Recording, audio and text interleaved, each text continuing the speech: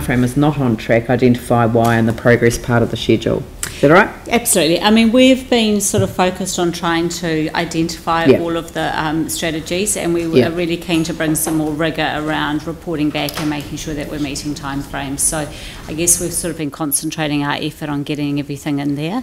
Right. So we'll be able to improve on the reporting around the milestones. Yeah, well, this was the first, and I mean, I really thought it was, it was excellent. It's really, it's substantially what we were seeking, so I'm really pleased with progress. Are there any other questions? I guess it was more around the same page, Leanne, just about, but maybe it'll be captured in the workshop. It's more so if you look at something such as the flood intervention policy, my view is I wouldn't want you to take that as gospel, that no need for further policy update. That's just my view, so we might want to explore that. No, I think that is actually an example of one that's been achieved. It's out of the policy section now. It's out of the work of strategy and transformation. It's been transferred to the land drainage recovery program. It's actually being delivered. Yeah. So I mean, and what I've also suggested is that the achieved ones are just simply reported separately, so that they're not in amongst the work program. So you've got your achieves, you've got your work programs current, and you've got your future work program. So that gives us a really good oversight. But I mean, staff have said that they can slice and dice this. It's simple because it's a computer program. They can pull it out in different ways, shapes, and forms. All right. So I've got the motion moved. I'll put the motion. All those in favour say aye. Those opposed say no. It's carried. Thank you very much, and thanks for your effort. Thank you. The next one, whoops, over page, is the communications protocol, and this one also came to strategy and to strategic capability, and is a communications protocol, which is the no surprises policy between the council as an organisation and the elected council. I don't know whether you want to say a few words. So it's good practice to have these, and then so you have the protocol and then an expectation within people's performance requirements that this is adhered to. It's very hard to be specific because each of these issues will be individual, and so it's hard to actually describe what they are. So it's a general protocol about opportunities to make sure that we escalate and share information in a timely way. Yep, I think this is excellent. It's a really straightforward, relatively simple, clear policy that one would expect to have in place and is followed. So I'm happy to move this. I have a seconder. Pauline, any questions? Any discussion? No surprises? I'll put the motion. All in favour say aye. Those opposed say no. That's carried. Thank you very much. Notice of motion. Councillor Dion Swiggs. So this notice of motion is just to, it's really to get information out around what's going on in Manchester Street. We've had quite a lot of commentary in the media recently around Manchester Street. I've been asking for about 5 months to get a clear picture about what's been going on. It's taken a lot of work to just get some information, but I think we need to get the information out publicly in a formal report because there is a lot of misinformation about who owns it, who's doing it, who's delivering it. And I think, getting a clear report around what's happened there and what we're going to do forward is really important. That's great. So you'd like to move the motion? I'm happy to second it. I'm going to second the motion. Sorry? I thought it was already seconded.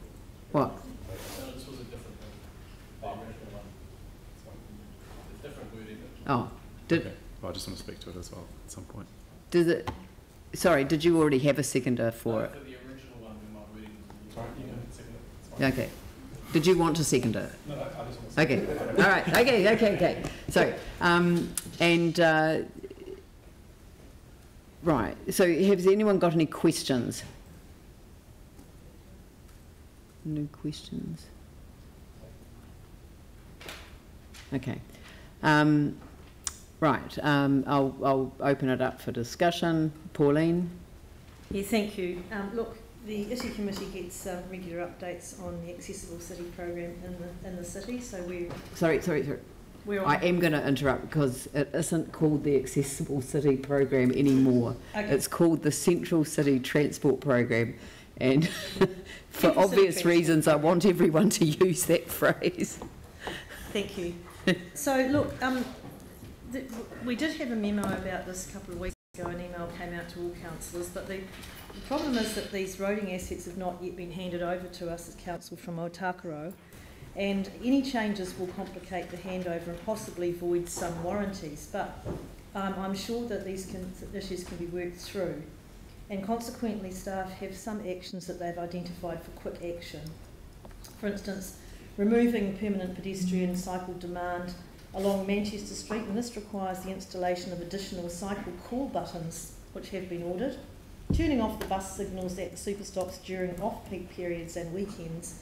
There's opportunity to manually intervene at the intersections lightings if required, and currently undertaking modelling to determine if there are any benefits in changing the phasing at Manchester Hereford and looking into changing priority at Manchester and Cashel to allow right turning arrow to the east. So these are all being currently looked at by staff, and we're expecting some information back in March around this. So I am supportive of this, but I do remind members that there is another mechanism that could have been brought straight to our committee. Yanni? I just think we're going to get Carmageddon when the town hall opens, when the convention centre opens, when the There's your headline. you know, when the Performing Arts Precinct opens, with the Theatre Royal and all the houses being built up and down Manchester Street. We have to look at the inaccessible city on a regular basis and review the cumulative effects of what's happening. And given that Manchester Street is the core boulevard through the middle of it, I think we have to absolutely do this. It is so frustrating when people see lights changing when there's no one there, and then having to wait ages for things to change so people can get access.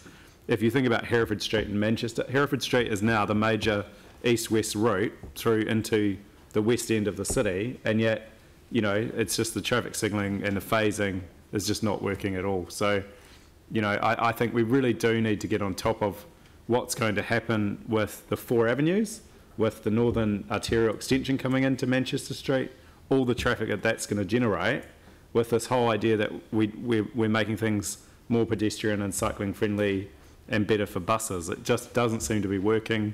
This is, I think, really important that we review this and let's try and find some solutions, because it's just not going to be a satisfactory outcome if we don't.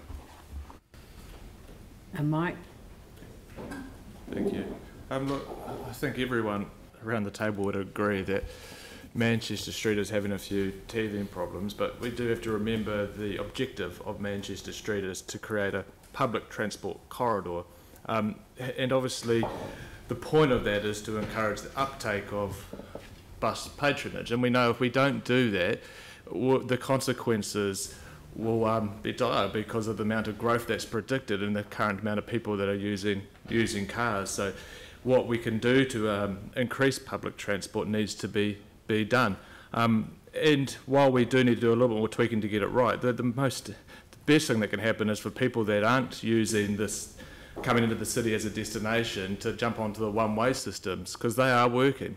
Areas where the accessible city has been completed actually works. We are creating a good city, and I think as the leadership team around this for the city, we need to actually start celebrating some of the successes that we are achieving. If we continually complain about things, then people will believe that actually our city is not accessible, and it is. People are finding it actually easy to get in town, and people that are using buses are actually finding it really easy to get into town. So yes, I accept that there's a little bit of work that needs to be done on Manchester Street, but we've got to remember what the objective is. One of the biggest problems we've got at the moment is the road user rules prevent some of the simple things from happening. And like I said in ITE, road user rule unfortunately trumps common sense. And as the ITE committee tried to put through to NZTA was to trial some flashing orange lights. And hopefully if we can get that through, then we may have a much quicker successful outcome to allow cars to actually use a bit of common sense and make sure that the way is clear and let them turn left on a light that's flashing. So I think there's some good things happening. There's a bit of work that needs to be done on Manchester Street, but on a whole, our city centre is working. Anyone else?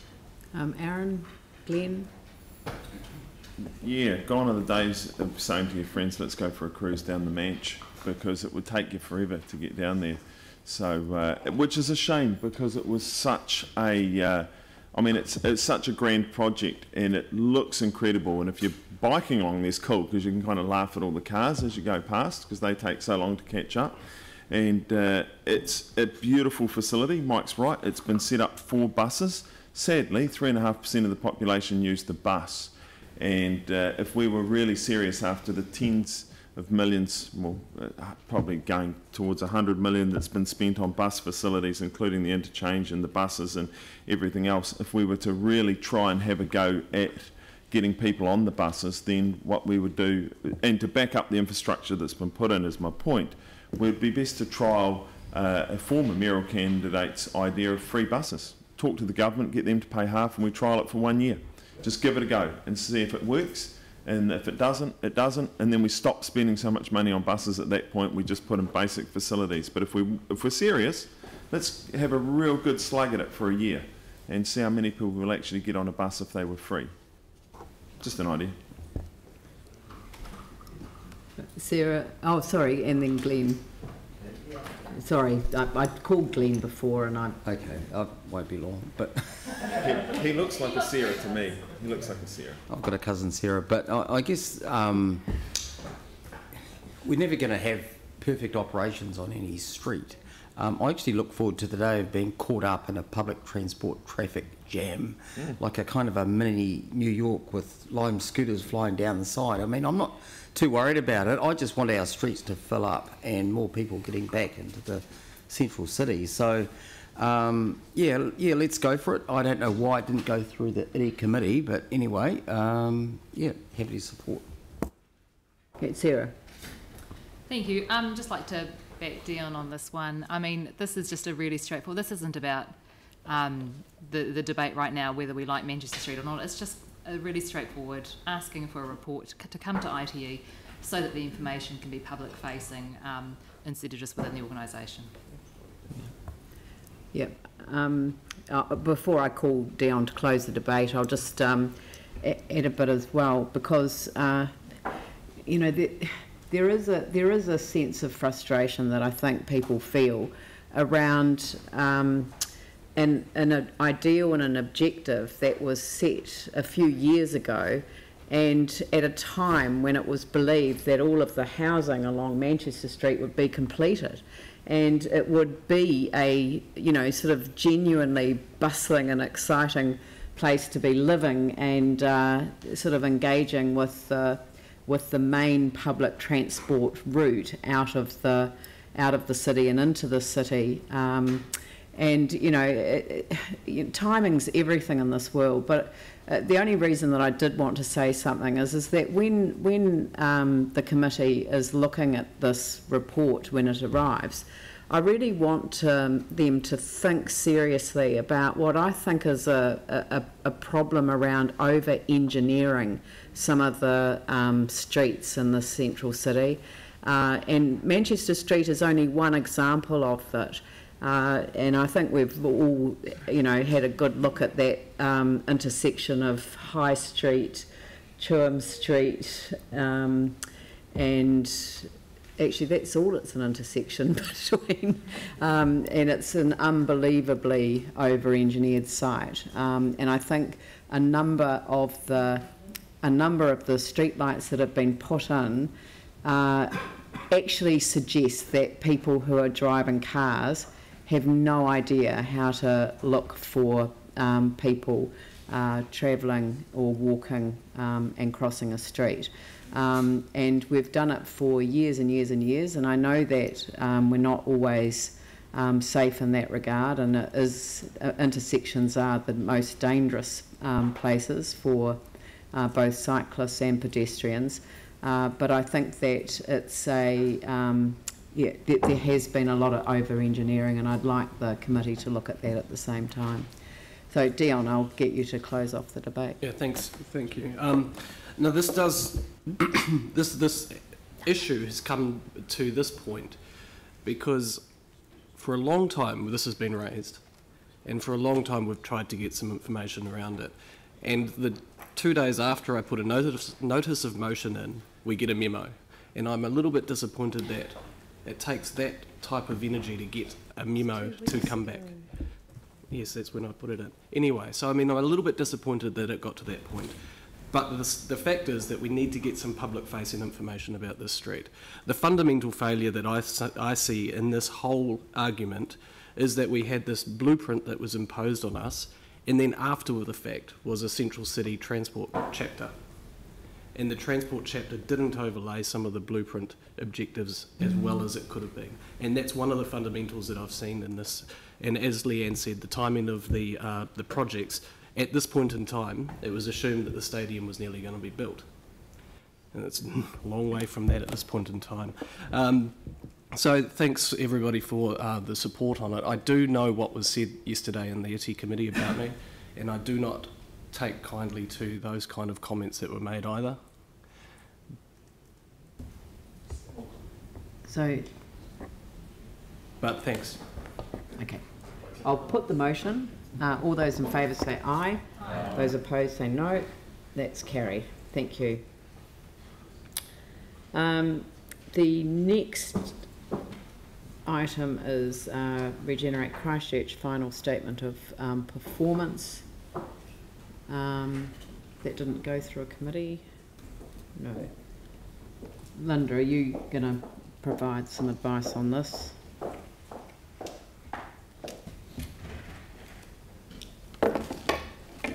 Did you want to make some comments first? Sure, yeah. Yep. So this is Regenerate Christchurch's statement of performance expectations for the year that we're currently in. It was received in draft form back in May, 1st of May. Councillors and the Crown shareholders made comments to Regen in the ordinary course, and they then submitted a final to us, but when it came in there was still engagement going on between between shareholders and Regen, largely around the delivery of the Otakaro Avon River corridor work, and that engagement has been just recently concluded, which has brought forward the timing of that by about 3 months. It was projected to be delivered end of June. Now it's end of March, by the end of March. And that's what's driven the final SPE now that's in front of you. Excellent. Does anyone have any questions for Linda? Would someone like to move that the report be noted? Glenn, seconded Jamie. Is there any discussion? I'll put the motion. All those in favour say aye. Those opposed say no. That's carried. Thank you very much. Lancaster Park, future use. Brent.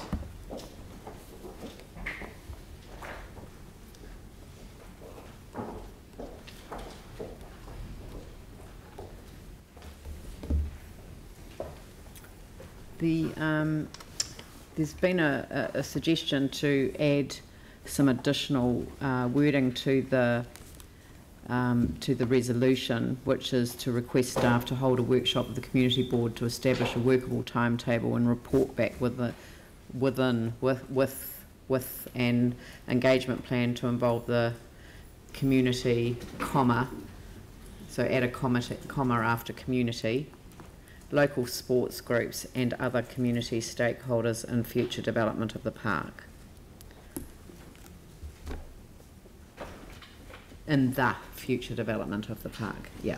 Yanni. Just get clarity. I mean, I think the key thing here is, I understand there's been a number of other things that have been pressing, so, but going forward from today, if we make this call, just can we get some sense of the next steps in terms of timeframes for a decision around what will go here? Because I think, if you look at 4, it's still not quite clear. Is that a report coming back to the board or to council?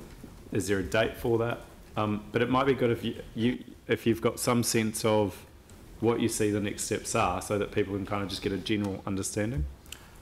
I would see if we can get in. I'd want to come to the first workshop with the board in the new year, and we'll establish those timeframes there. But we do need to move this along and do some meaningful consultation with the community. So I would see that happening within the first quarter. So would we? Are you seeking some sort of authorisation for your board to sign off on the engagement plan and proceed? Well, I mean, I don't know. I mean, I'm actually quite open to that. But what I can see is that there's a number of people that have already written letters around wanting to be involved, and I just think clarity around decision making and process is really important. The other thing that I think is even more critical is the demolition's going really, really well. I think our staff have done a fantastic job around, the reuse and just the minimising the disruption to the local community from things like dust and vibration, etc. But in the report, there's reference to utilising some of the demolition material to put back into the future use of the site. So I would just hate for us to get to a situation where we couldn't take advantage of that because we hadn't made some decisions around the future use, even if it was kind of preliminary. But again, I don't have the technical knowledge around that. But I guess that, to me, would be such a lost opportunity if we couldn't utilise. Absolutely, and we've already done some preparatory work prior to this meeting, looking at what's on the ground and what's underneath the ground, and existing car parks, existing paving, that type of thing. So all of that information we'll be taking to this workshop and out to the community with some suggestions. So I'm just struggling to understand just exactly what we need to add to this, Yanni. I'm looking for something to help, So a date for a decision to be made on what will go there. Well, that's part of that. Number 4, by holding a workshop to set the timeframes and the process. Yeah. Right, okay. Yeah. Well, then clarity around if it's coming back to council or not is... Yeah. So the report back, so who is that report back to? So under the delegations, it will come back here because it's a metropolitan facility. Yeah, okay, but it may not end up being a metropolitan facility. It may actually end up being a community facility, which is what I suspect it will. Yeah. A community park, and that would normally sit with the community board. Yes, and yes, that's correct. They would make the decision on the plan. Well, okay. Well, so and report back to council on the decision making.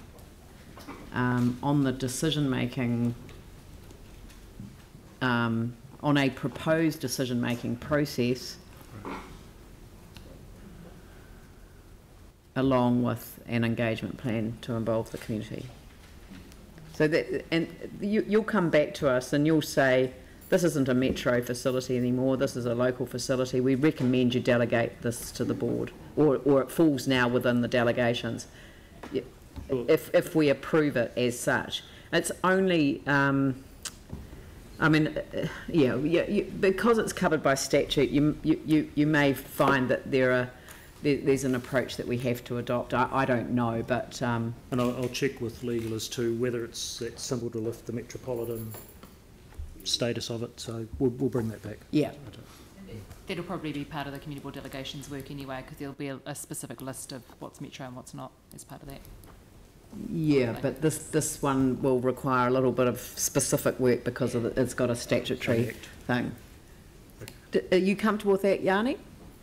Yeah, I think if we can get a report back in the first quarter of next year.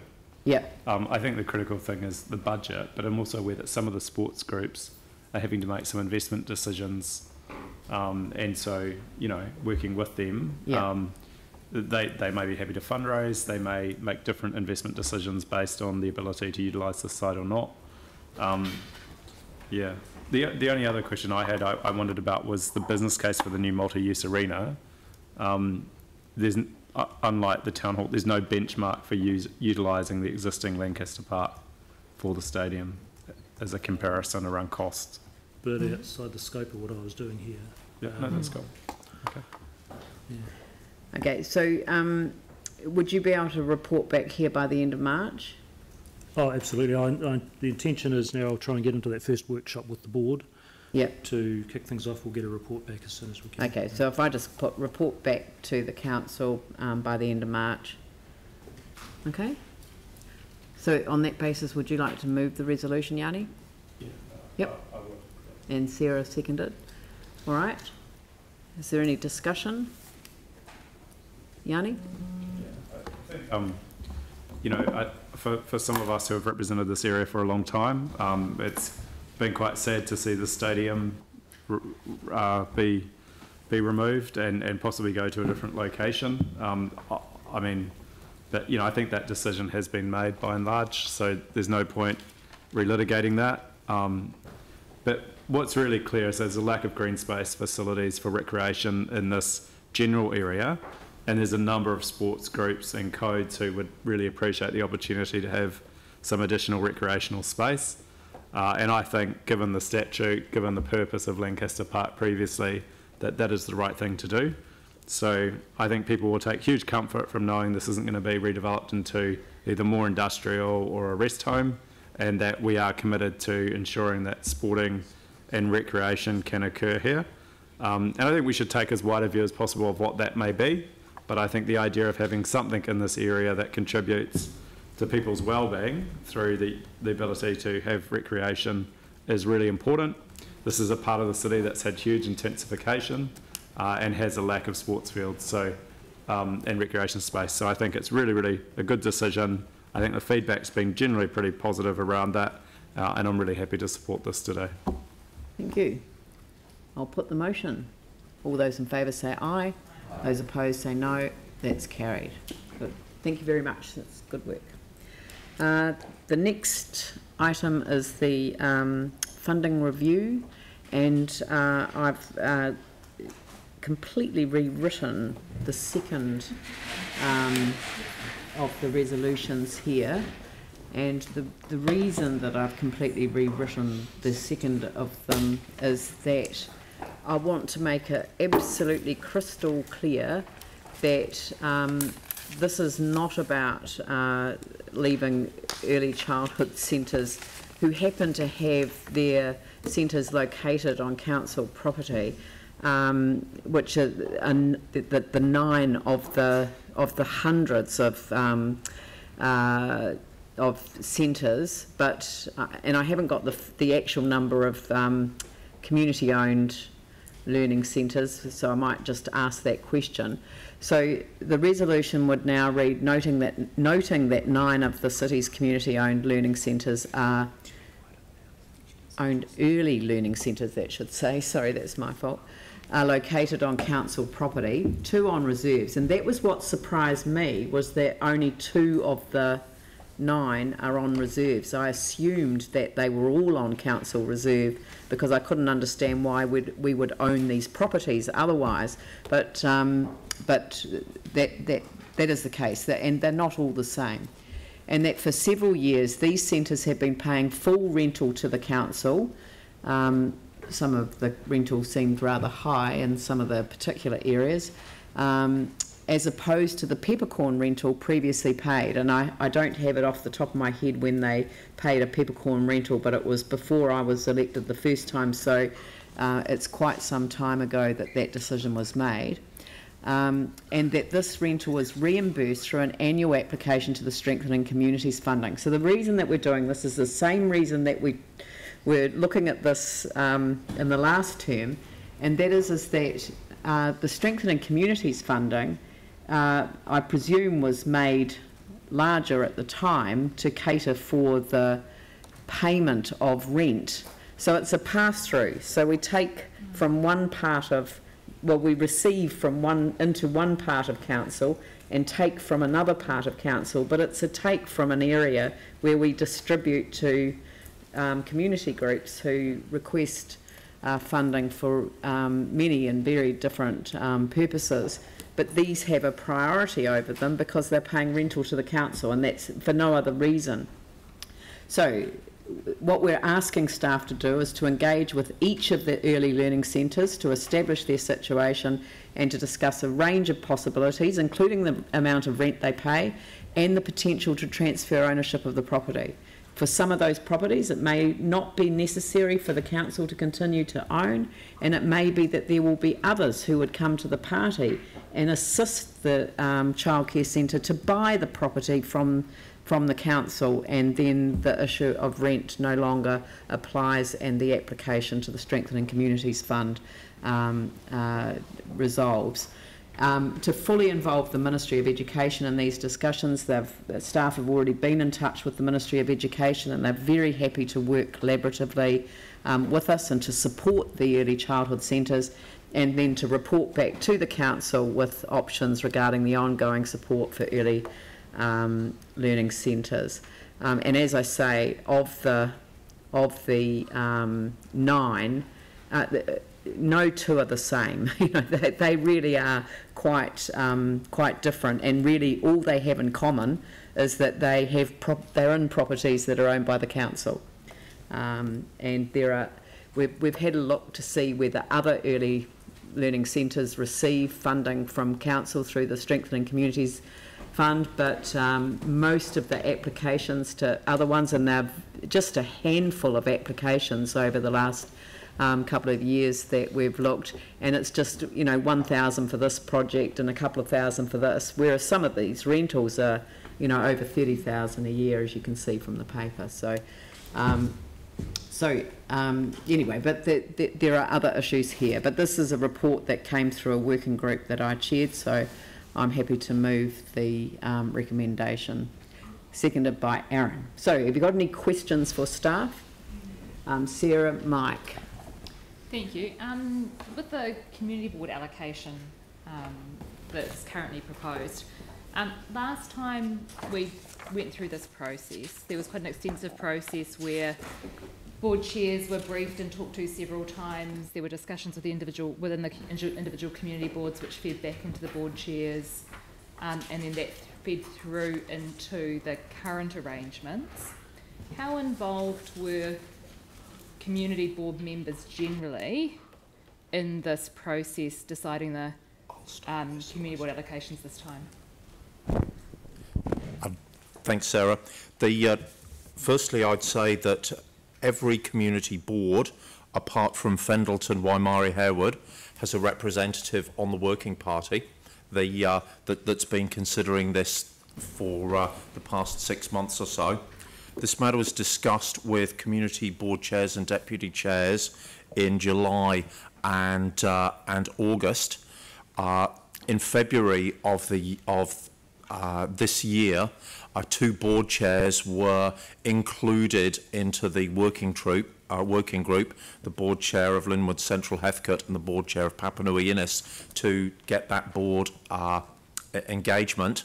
The working party asked for the range of formulas to be discussed with board chairs and deputy chairs on the 30th of November.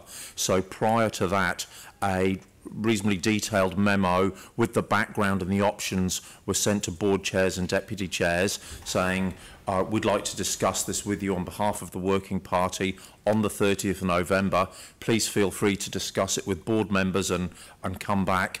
That discussion happened and the feedback was collated and it's summarised in the report.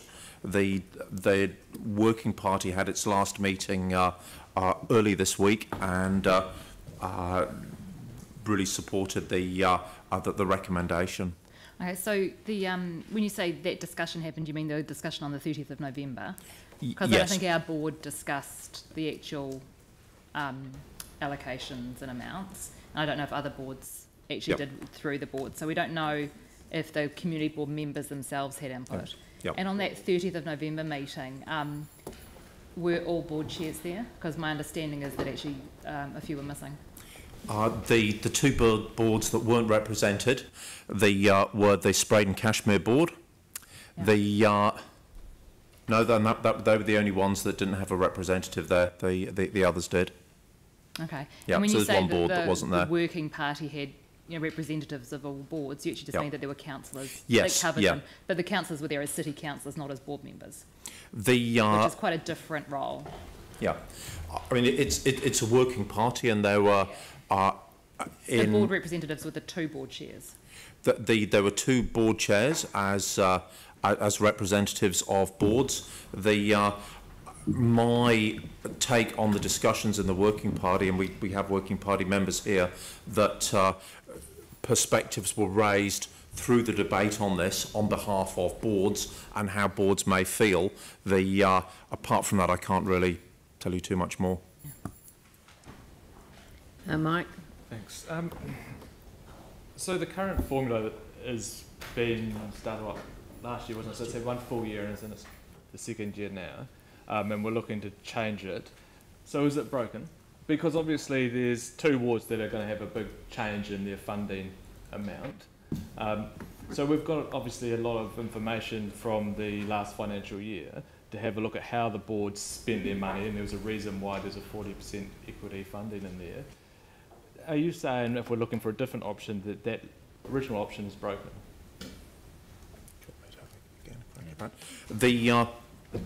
It was certainly raised at the workshop and the allocation meeting for the Strengthening Communities Fund.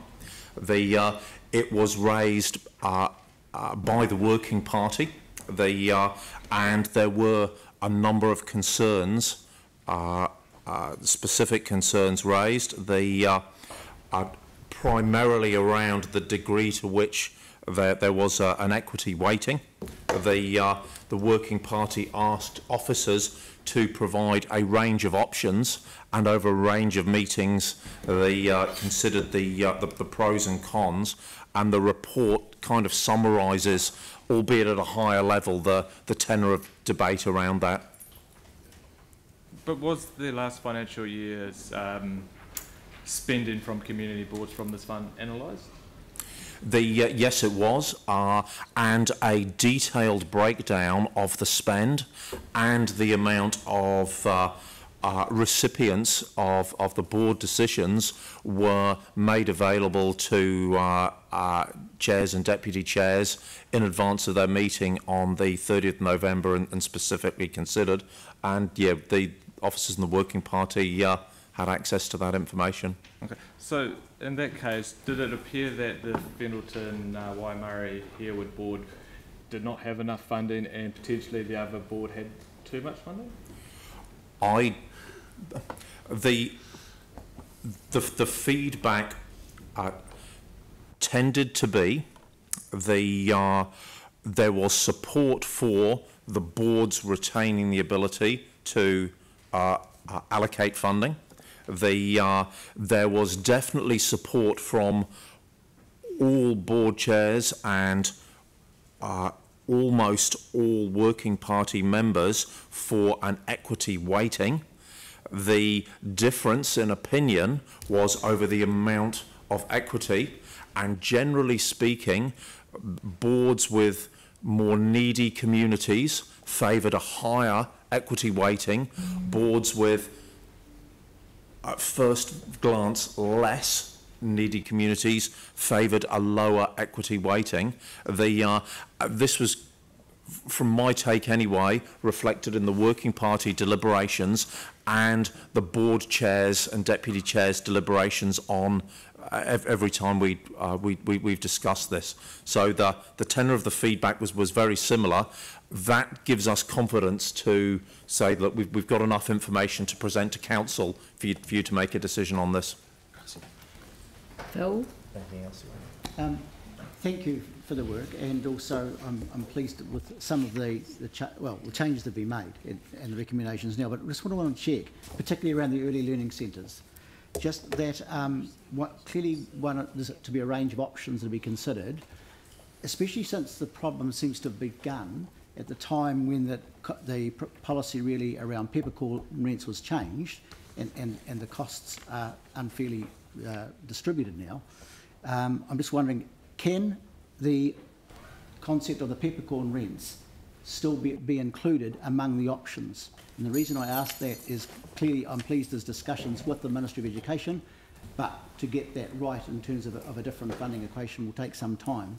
That's why I'm just really asking, can the option of a peppercorn rent be considered for some where there is sufficient need?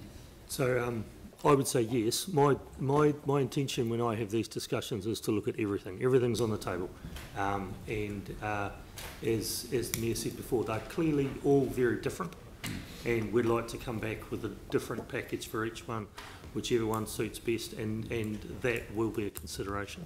Thanks, Gary. Pauline and Jimmy. Just to clarify, option 1 is the status quo that we currently have. Yes, it is. And you said the working party met earlier this week. So the two community board chair representatives, were they supportive of option 1? Can I ask? The community board chair of the Linwood Central Heathcote was very supportive of option 1. Yep. The current option.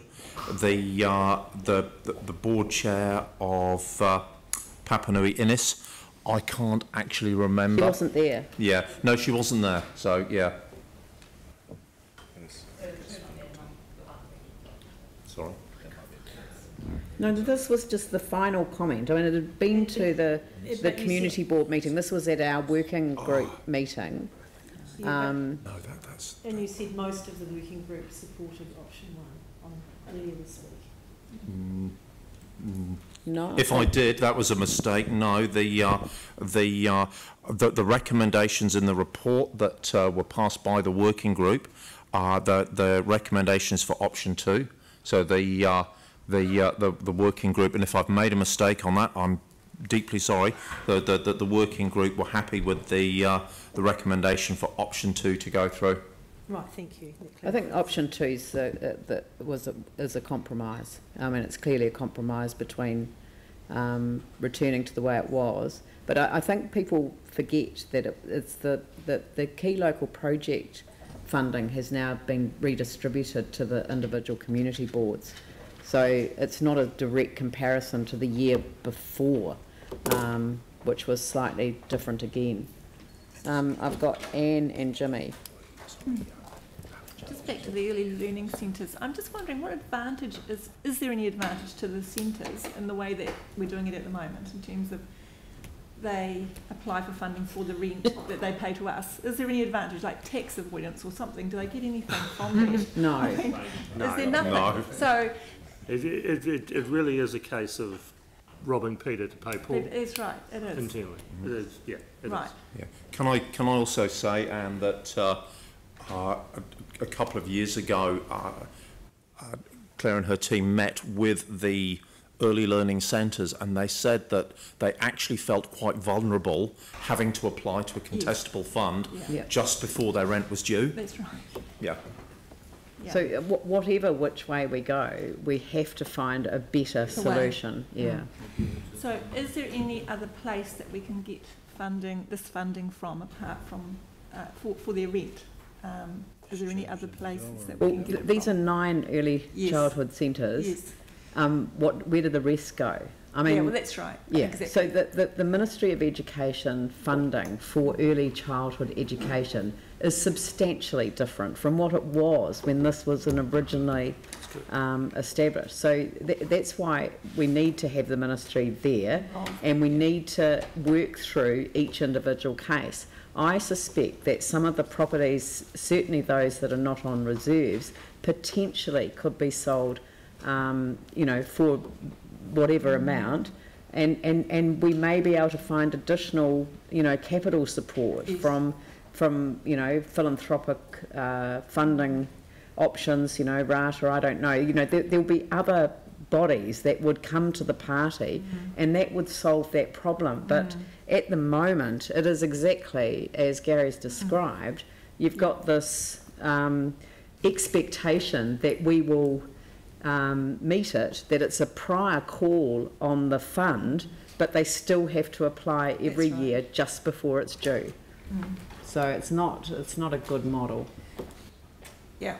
So really our intention is to support those areas that could do with an extra staff member, given the needs perhaps of the community. That was the intention originally, wasn't it? To identify those places that perhaps were not well represented for early childhood and could do with a bit more resourcing. So council stepped into, I guess it's an equity issue. Yeah, so I guess it's, for me, it's about how do we address that issue still in a different way and get that outcome.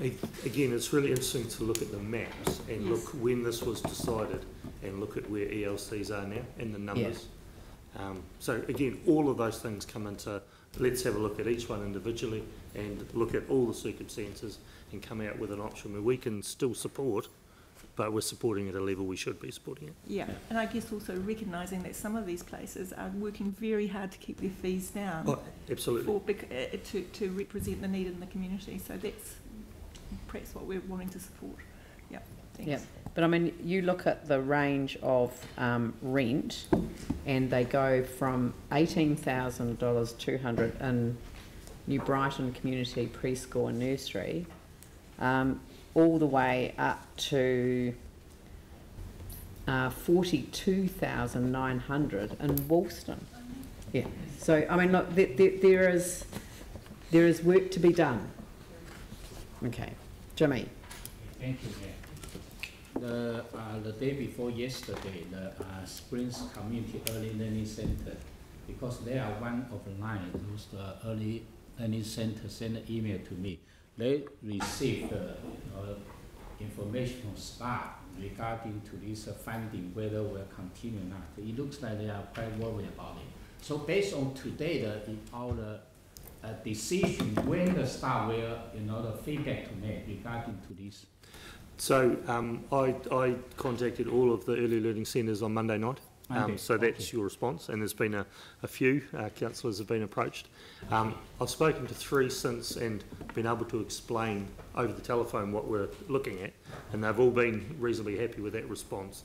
I've said to them all that early in the new year, I want to make times with them and with MOE, and we will go out and meet them. This is not going to be dealt with in the next 3 or 4 months. This is going to be a longer process.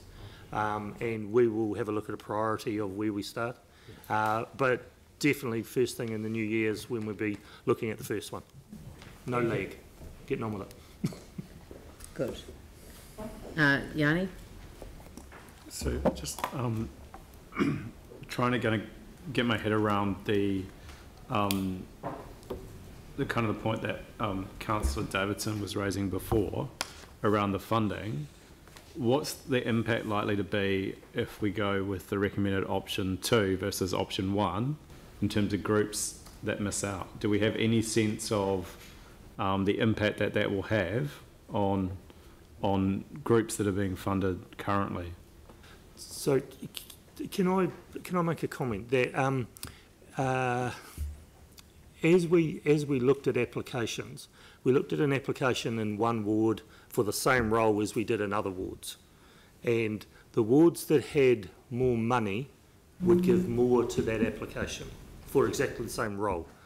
So I guess there's an argument there around the role suddenly, depending on where you are and depending which ward you are in, the same role could get a bigger allocation. So in terms of losing out, I don't think you'll lose out. You will get some that get less money, but will likely bring it in line with other parts of the city. Now, I know that's a bit controversial, but that's what the research showed us. So, but when I when I look at deprivation index, the new one that's been developed, and you can see very clearly that there's a real big area of deprivation on a multitude of factors. That seems to be the ones that are going to get the funding cut. And it really worries me. So previously we've had things like the KLPs that have equalled that out. We've had, I think going back even before that, we had a social, I can't remember the exact name, but some sort of social needs-based funding. There seems nothing in here that will be available to address that inequity in our city if we go with the preferred option. Could I? The only thing I could add to that was the board chair of the Linwood Central Heathcote ward made that point very, very, very clear throughout the length of the consideration. She also made it very, very clear at the at each meeting of the board chairs. So that view has been represented quite substantially. Right. So, but it's been no. She supported option one. Yeah. Okay. So it hasn't really been embraced by the Working Party. I'm just trying to understand the logic from the Working Party around places like Banks Peninsula getting, more than twice as much per capita when it's one of the wealthiest, least deprived areas of the entire city, while we're getting cuts to the areas that are the most deprived. What was the rationale behind that? Well, firstly, a rural community adjustment was added to the apportionment formula over the past year, and that was again supported by the Working Party. It was also considered and supported by board chairs. A change to the original recommendation has been made by the Working Party because they felt that if option 2 was preferred by council, the funding given to Banks Peninsula under option 1 would remain. So the funding going to Banks Peninsula would not go up. They would not go from $23 a head to $25 a head. In any option, they would stay at 23, and amendment has been made to the recommendation, the original recommendation, to reflect that. So the Working Party did have some concerns and did provide a response. Right. So effectively, if you live in a rural area, regardless of wealth, you're entitled to more, and if you live in the poorest areas, you aren't. So.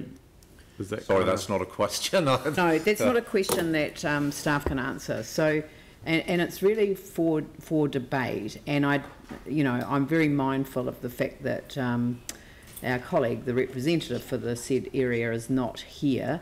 Right. I'm actually wondering whether, and I'm now going to argue against myself, that we defer the resolutions 3 and 4, and I'll explain why. This attempt of mine to review the funding, the way we fund, and our relationship with other funders in order to get a much more joined up approach to funding, so that what makes the city a city is able to, have the reassurance that the city is going to be part of the network of that comes together to provide that funding. It's never going to be 100%. There's always going to be a partnership approach, and that's what I really wanted to see happen last term, and I want to see happen this term. And I really want us to get it underway. the review of this has come from those that feel that the rating system that we've got, which is based on the capital value of their property, and it is the rating system that New Zealand has. It's not a rating system that we can choose to ignore, and it means that there is a weighting and that already applied when we collect the rates. So and I understand that point of view. I also fully understand the equity needs across the city. I mean, I of all people, having represented both central Christchurch and the east, understand that very well. So with the agreement of councillors, I'd like to refer items 3 and 4 back to the working group, and we will organise a workshop in the new year. But I really would like us to proceed with having an approach on the Capital Endowment Fund. I would like us to resolve in a very equitable way the early learning centres relationship with the Strengthening Communities Fund, and I really want us to approve a limited trial of a 3-category funding framework, which enables us to actually partner and see whether this approach would work. And that to me would be the focus of the debate then, rather than what is a controversial issue, because it is a challenging issue, and not everyone around the table agrees, and I'm not looking for unanimity around the table. I'm just looking for a way to deal with the issues that I think we could get staff onto and come back to this issue fresh in the new year. I've got Sarah and then Mike and then you. Thanks. I just want to make the point that we're currently buffered by the Community Resilience Partnership Fund, and so I'm assuming that makes any assessments that we would like of how the funding's working quite difficult, because things are going to pop up from different boards all over the city. They meet the fund, and that means that boards don't have to use some of their strengthening communities currently. When are we expecting that fund to kind of run out? Because that's going to be our crunch point, really. Well, I don't actually recall anyone saying that if people had access to one fund, they were no longer entitled to another fund. But that we're using it as a bit of a buffer at the moment for. Well, it's not supposed to be being used as a buffer. It is supposed to be being used for a purpose. But anyway, I think perhaps that fund could report into the working group. It hasn't been part of the terms of reference thus far, but we could get the fund to report in. If people are generally agreeing to 3 and 4 being referred back to the working group, then we would ask for the implications for that Community Resilience Fund to come into it as well. When I said buffer, it was just that some projects that we might have funded through Strengthening Communities met the criteria, and so they were. Yes, I know, and some community boards decided not to fund projects for things that they've always funded them for, under the mistaken assumption that fund would meet the cost. Sometimes they're things that have popped up post-quake when that fund wasn't available. Yeah. So, yeah. Mike. Just wanted to check. So one of the things we hear from a lot of the community groups is obviously the whole stress around the process and the fact that sometimes it gets delayed and it really pushes them to the edge. Just delaying this over the Christmas break to go back to the workshop, is that going to have an impact on the timing of everything? It won't affect the timing. What I do, if you want to do that, well, you're going to do this in the new year. The earliest can be done would be great, because I need to have the equation for you as community board members. You know that you like your budget at the start, and so I want to be able to give that to you. But we've probably got, in reality, a couple of months into next year, if you're all aware that you might not have it straight away. I think what Gary's saying is, he's said it well, the imperative is to have a budget available to boards and council on the 4th of March when the funding schemes are opened.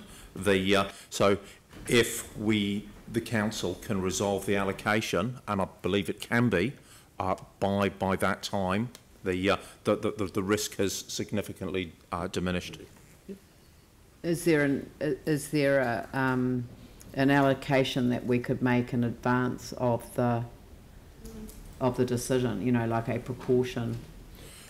I mean, thinking on my feet, and it's dangerous. Council can keep with the current allocation, and we can proceed on the current, which is option 1.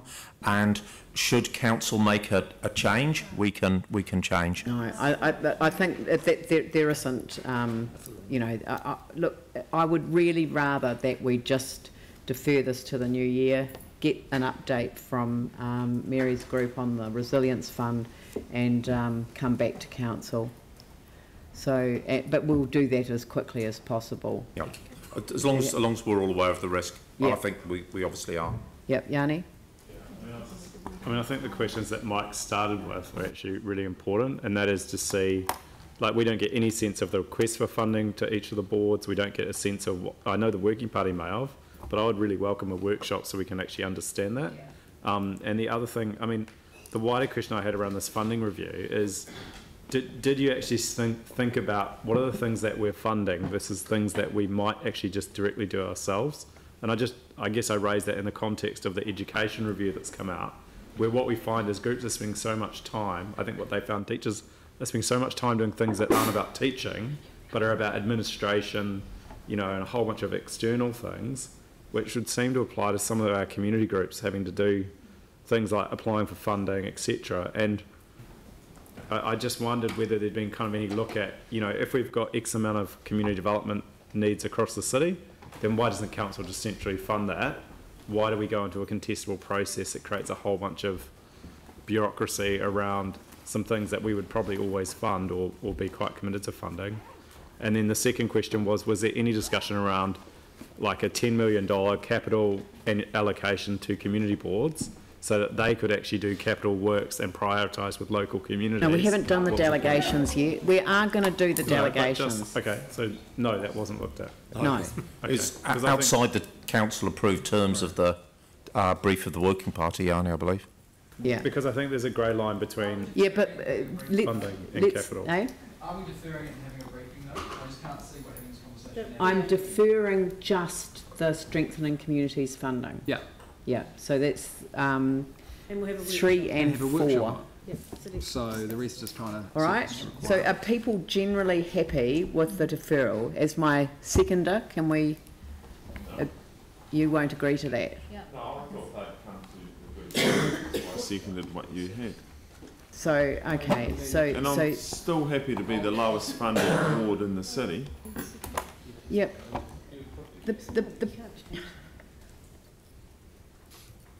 So if you're not going to agree to change, oh dear, can I?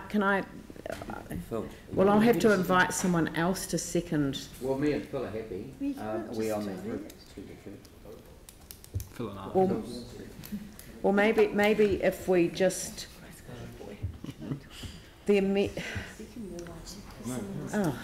this is so frustrating. So could I please? So if Phil and Glenn move and second an amendment, which is number 6, referred decisions, and it's, do we need to name the clauses that they are, or have you moved them? I think amendments are taken first, is my understanding. Yes, I understand that, but let's just do the amendment. Okay, but we normally do, oh gosh. What's the body name? Sorry. I just wish I could have a little bit of give and take sometimes. Do I have to really do this by way of amendment, Aaron? What's that, sorry? Do I really have to do this by way of amendment? Oh. It's Christmas, no. Okay, thank you. All right, so that's... We have mince pies? We don't have to do an amendment. Mince pies, okay. Thank you. I appreciate that, thank you. That's very... Thank you. Okay, so so now we've got the full resolution. So can we just take that away from the screen? Okay, so we've got the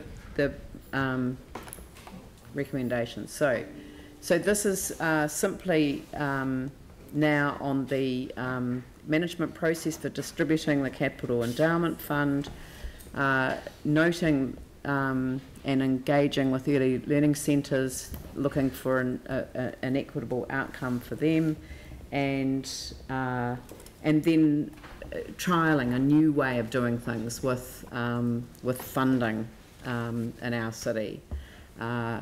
That's now the motion. Can I just ask one more question on that one, Leanne? Yep, sure. What if we were unable to attract any co-partnered funding on an application? Would we then look at it just ourselves? Goodness me. Sorry, I just got to be careful that we're not going to compromise any of these applicants. No, the idea is to work with up to 3 of the Christchurch organisation category and up to 2 from the umbrella organisation category. And the trial process is the development of a prototype application, multi-year, the assessment, the decision-making, the reporting process, and then engagement with other funding organisations. It's not conditional on having other funding organisations, it's working with them. We did have a workshop on this. Okay, so I'll put the motion. It is all of them except for 3 and 4, which have gone. All right? I will put the motion. All those in favour say aye. Aye. Those opposed say no. That's carried. Who wants to be recorded as a no?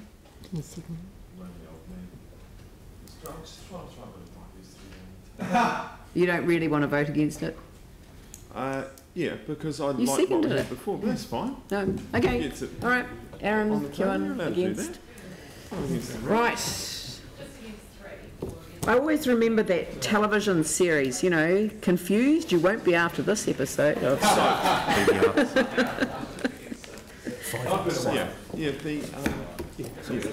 Right, Central City Transport, Hereford Street, Manchester, appointment of hearings panel. Would someone like to move this? Mike, seconded by Glenn. I'll put that motion. All those in favour say aye. Aye. Those opposed say no. That's carried. Hearings panel report to council on the dangerous and unsanitary buildings policy. Raf, your moment to shine in the sun. What was this about again? I don't know. This was a very technical update, not to be confused with the earthquake-prone buildings or the Building Act itself, where there are amendments going. We only had 6 submissions. They weren't all relevant to this particular policy, but useful discussions. The proposed policy has been slightly amended by staff, nothing too significant, so I'm happy to propose this to the council for approval. And I'll second.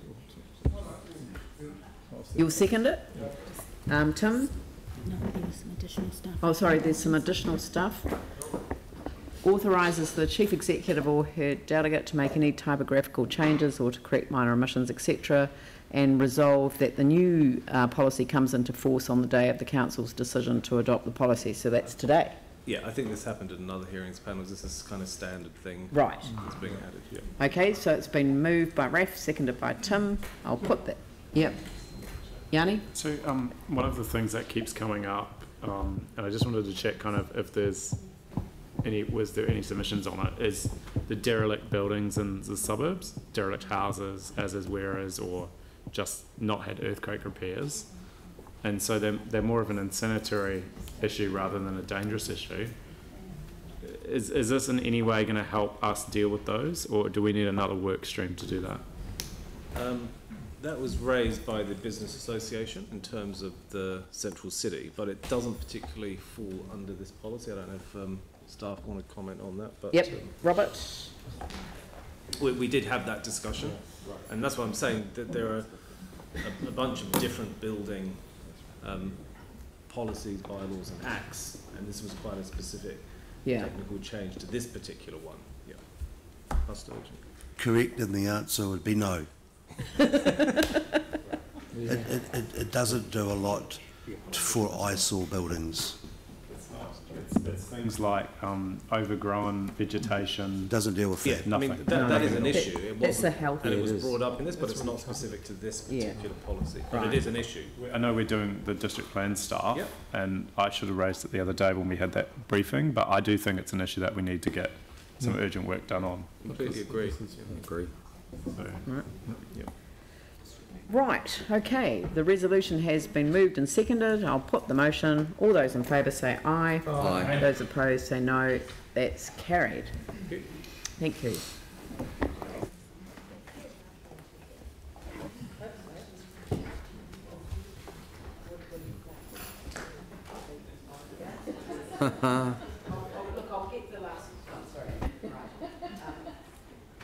Moving right along. We've got the appointment of recess committee, and we've got a resolution here: appoint a recess committee comprising of the mayor or deputy mayor, or if they're both unavailable, another councillor delegated by the mayor, and a minimum of any 3 councillors. And the quorum is the mayor or deputy mayor or the mayor delegate to be authorised to make. And a minimum of any 3. Quorum mayor. Quorum mayor. Quorum is the quorum. Is 3. Yeah. Oh. Deputy mayor for. No, the quorum is obviously Half the council. no. You've got to have. And a minimum of any 3 councillors. So. That is the quorum. So that's got to be the quorum. But I don't know why we've got the quorum. But we're not naming the members, therefore you can't. Appoint a recess and a minimum of any 3 councillors. That's the quorum. Presumably that's the quorum. Yeah. Yeah. Yeah. And note that, and this is to make any decisions. Actually, I thought there was a phrase that can't wait. You know, like that can't wait until there's a meeting of the council. Urgencies, under urgency or something,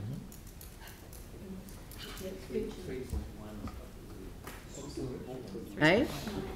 3.1's got the wording in the document. We wrote it. I thought we'd written it in. Oh. That cannot wait until the first ordinary meeting of 2019. Right, that was, yeah.